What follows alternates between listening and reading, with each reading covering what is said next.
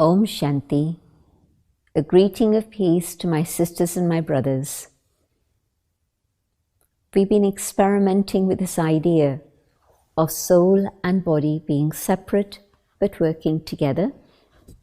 And yes, experimenting with the awareness of the being that I am, the soul that I am, and seeing if in that awareness I can experience mastery over my physical senses. Let's explore a little bit further what actually is going on inside I, the soul, the inner being. What I find is that when I go deeper and deeper within, I discover these 5 qualities which are my own natural qualities: peace, love, truth, happiness, and purity. But of course, we don't always experience this in life because we are so focused on the external, the physical identity, that we lose touch with ourselves. And so going on this inner journey and understanding who I am actually helps me understand exactly what's going on within this inner being. For example, when I let myself sit quietly, what do I notice? That I want to be quiet, but my mind is ticking over. And maybe it's ticking over gently, maybe it's going through floods of thoughts, a whole tsunami of thoughts sometimes. And so I realized that within this inner being, there are thoughts, many, many different types of thoughts.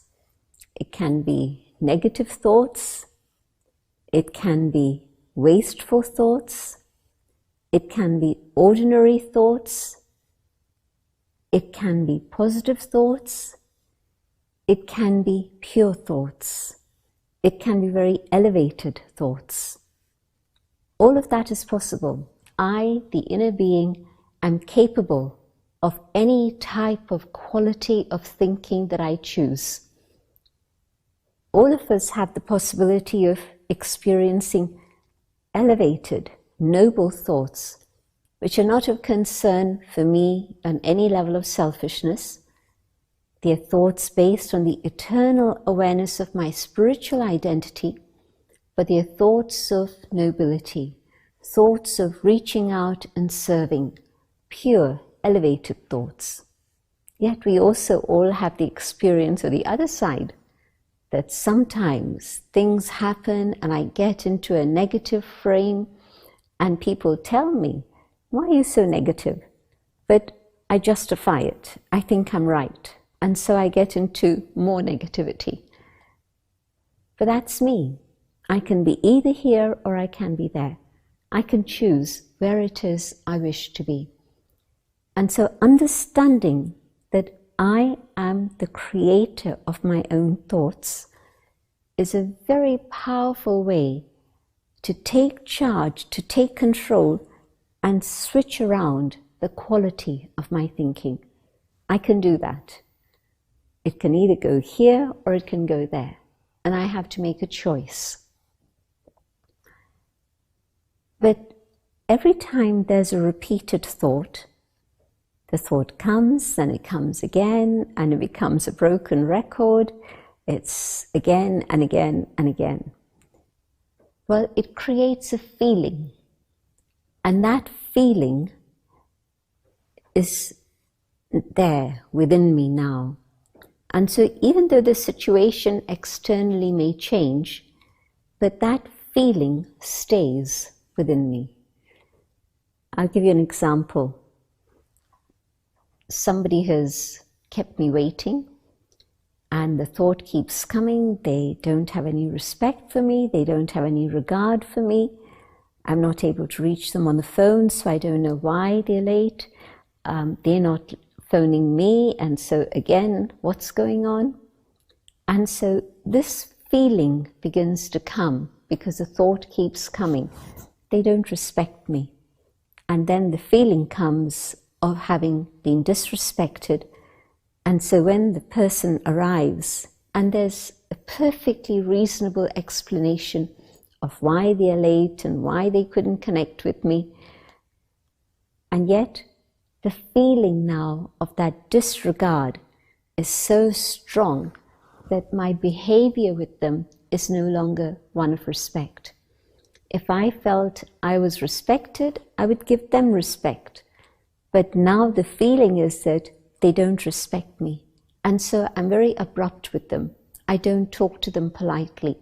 I don't engage with them in a normal way. And of course they pick it up and they feel it. And so the relationship becomes a bit strained. And even though there was a very good reason, and I accepted it in my thinking, but my feelings were still there. I couldn't adjust my feelings. And so the quality of my thinking creates my feelings. Thoughts will come and go very fast. One moment here, the next moment there. But my feelings, you can't shift them around so quickly. And so it's important that I watch the quality of my thoughts. Then my feelings can also be pure and elevated, noble feelings.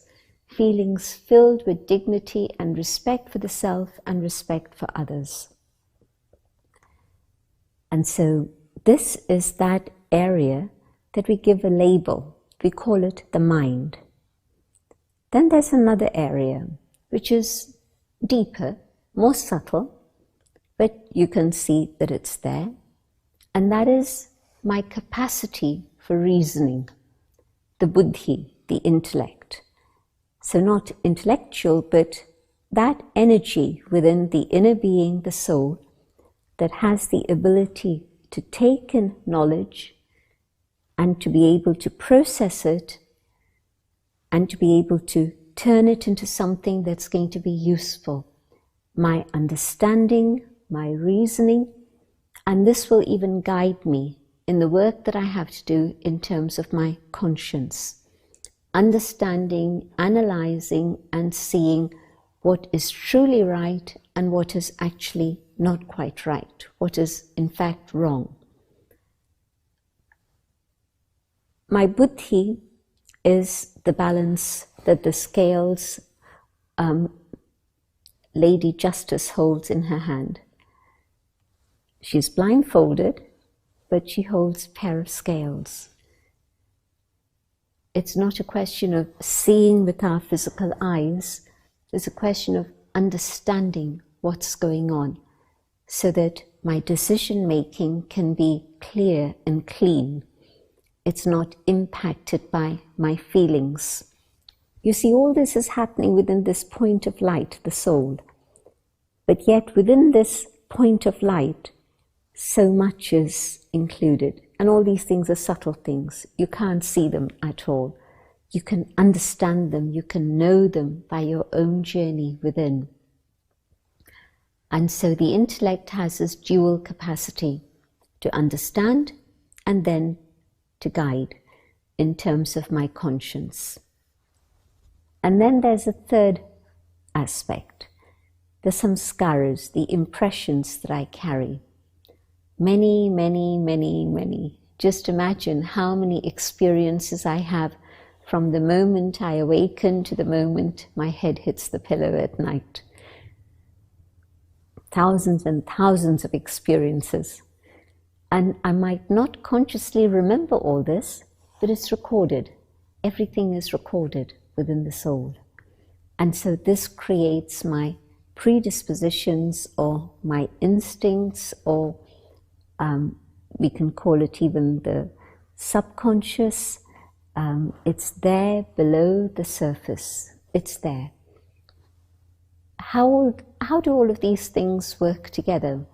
Is there some mechanism that's holding them together and making them function together? Yes, there is. And it's working in a cyclical way.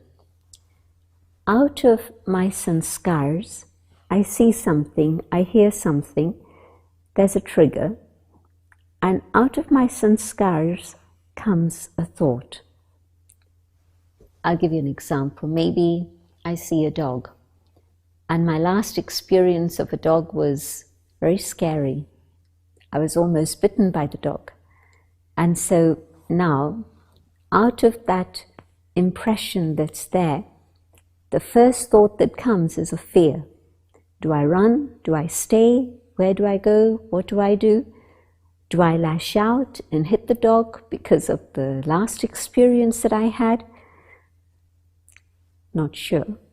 But any one of these thoughts can come up based on the sanskars that I carry within myself. These thoughts come. The buddhi, the intellect, will judge. Do I? Do I not? Do I run? Do I stay? Do I hit? Do I be silent? What is it that I'm going to do? The buddhi will reason and analyze and come to a decision, and that's the action I'll perform accordingly. And of course, all this is happening within one individual, all these variety of experiences coming up, but it's happening within every single one who's witnessing that scene. Somebody else is watching. Is a dog going to come to me? What's he going to do? Am I going to run? Am I going to hit? What's going to happen? Another person, again, based on their own personal experiences, will have a whole train of thoughts coming up in the same way. So one incident, but many thoughts, and then depending on the quality of the intellect, clean, no impressions from the past. That was one dog, not all dogs are the same. Maybe this one doesn't have any bad intentions, and so the intellect stays clean. What is the situation now? There's no indication that there's any violence from the dog, so why should I react with violence? It's okay, it's going to be fine. Let me be calm, let me be peaceful. And so the process goes on very quickly. All this happens very fast. And then whatever comes through that filter is what I decide to do, the action I decide to perform. And that's the imprint that's now created. And according to this new imprint, next time I come across a dog, maybe now I'll be more compassionate, more considerate, and I won't even consider the possibility of hitting or running. My approach will be totally different. So there's a cycle that's going on inside, very fast, very subtle, just energy, nothing physical, but it's real. This is how it works. Sanskars, impressions, thoughts, the filter, the action, and the record, the new record of experience that's now been recorded. Now that I understand all of this, is there a way in which I can change my impressions? The beautiful thing of science currently is that it's validating all the things that we know from our practical experience. We know people can change. Maybe there's an accident. Maybe there's a bereavement. People can change. Whatever it may be, but we know that people can change. And of course, earlier we were told that, well, whatever impressions are created in the brain up to the age 7, they're not going to change after that. So now science tells us something else. They tell us that the brain has plasticity. And so it means that changes can happen. And definitely that's my experience, that whatever sanskars, impressions the soul may be carrying, if I wish to change negative sanskars and create that which is pure and positive within myself, I can do it. start by changing my thinking pattern, go on to help make the intellect very clean, so that only the good thoughts, the pure thoughts come through the filter into action, and you'll begin to see the change in your habits, the change in your attitude, the change in your sanskars and the impressions that you carry. So that's good news. And of course, within our sanskars are those original qualities that we've been speaking about. So let's go on that inner journey and experience those. I'll speak out my own thoughts and invite you to follow these ideas.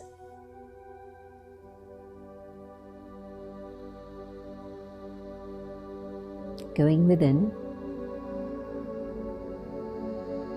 coming to the awareness of the soul, I shine. I am a being of light. And as I shine, I can feel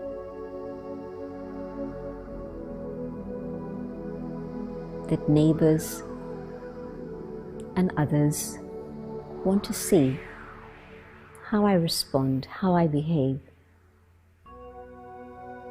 That I'm not looking outside at them anymore. I'm looking at myself. And I go deeper and deeper.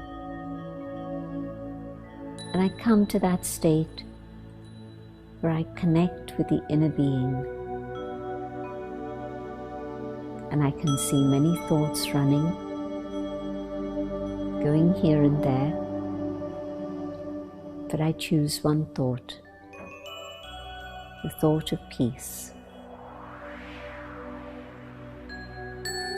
I hold peace in my mind,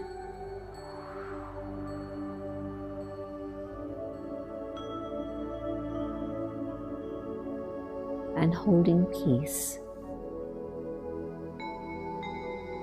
allows my thoughts to become calm.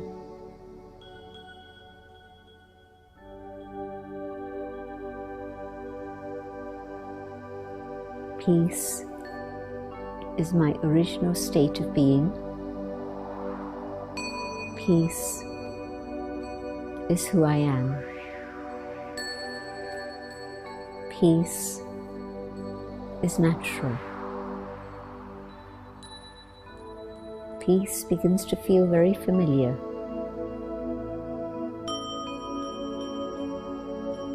Peace is who I want to be.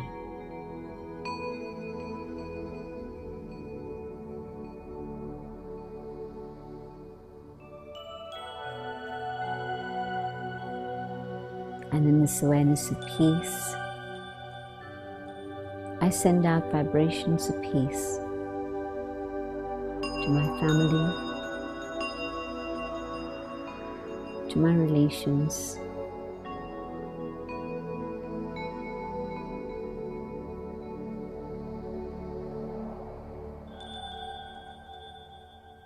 to the whole world. The whole world is my family, and I send peace to all.